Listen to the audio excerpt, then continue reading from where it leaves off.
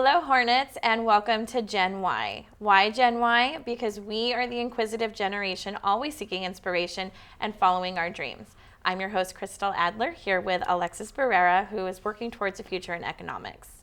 Alexis, thanks so much for being here with us today. Well, why don't we start with your age and why you decided to major in economics? Well, I'm 21 right now, and I think I'd narrowed it down to business a few years ago, coming out of high school, but I didn't know what field of it I wanted to do. And I think after taking a couple classes, those lower division Gs, I decided on economics. I found the study of it interesting, just the way we all play a role in the way the economy moves. The economy isn't biased towards anyone really, but the banks play a role, consumers do, the government, the Federal Reserve. And my professor helped me, just did a good job of connecting all that and making it seem real. Well, for someone who isn't very business savvy like myself, what do you think are the most important aspects to business for being successful in the industry or just at home? I think, like with any organization, any company, a lot of the way you manage is the people who work for you. I feel like a lot of people will leave the place they work not because they don't like the job, it's because they don't like management and the way that's being run. The other stuff, keeping your costs low, improving your efficiency, constantly looking to create something new, develop a better product. I think that should be done, and you should constantly be looking forward. But I feel like at the end of the day, it's whether you can get the people who work for you to maximize their output and to really want to run through a wall for you as a manager. Well, you're very young. You're a millennial, and you're getting into business, and it's pretty broad. Have you had any experience in business? Do you have parents who are in business, or how does somebody just say one day, "Oh, I want to do business"?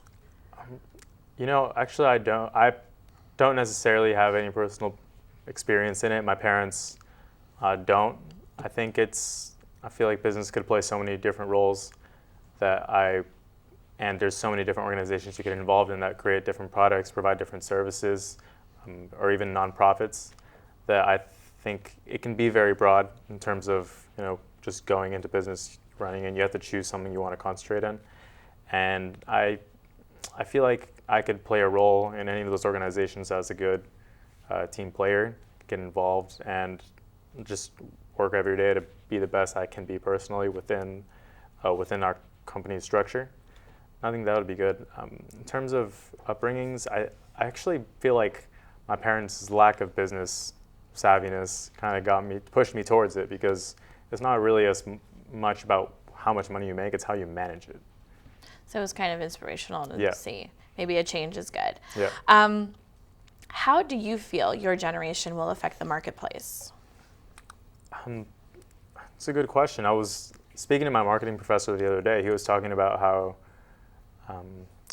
we've gotten so used to the instant gratification of a smartphone. I need an answer to a question, I can Google it, or your friend will Google it for you before you even have the chance to pull your phone out. And my marketing professor was saying how attention spans are almost decreasing because of that, because we're so accustomed to it. So I think the marketing is becoming increasingly computer-based, computer service-based, and so we want new programs. Everyone's trying to come up with the new app with their friends, and so it's gonna be very digital. That digital globalization is going to play a huge part in that. I see. Okay. Well, we're going to take a quick break. I'm Kristle Adler speaking with Alexis Barrera here on Gen Y.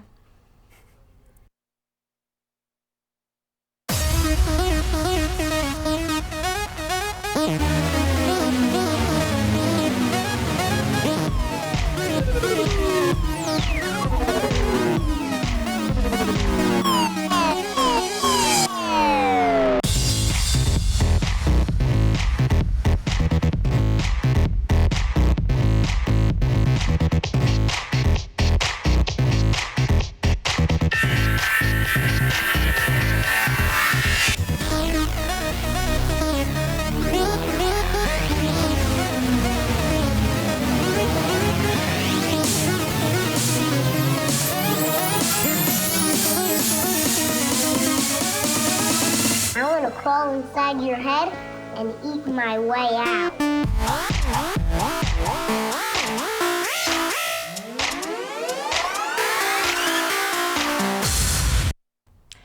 Welcome back, Hornets. I'm Kristle Adler speaking with Alexis Barrera on Gen Y. Thanks again, Alexis. Do you have a dream company that you'd like to work for? No, I was actually just discussing this with a friend of mine the other day.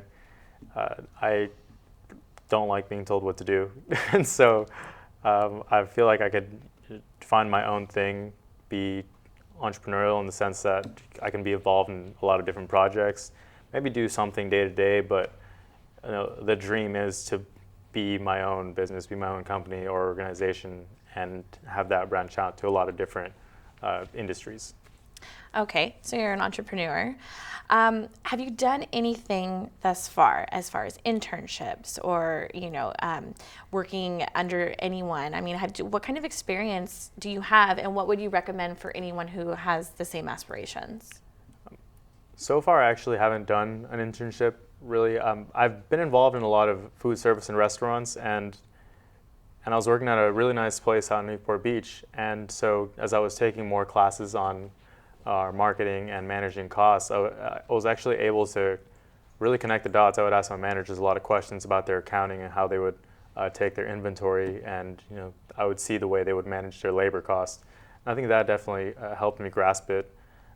So far, not as much experience as I would like, but I'm hoping to get involved more soon, hopefully have an internship by next semester.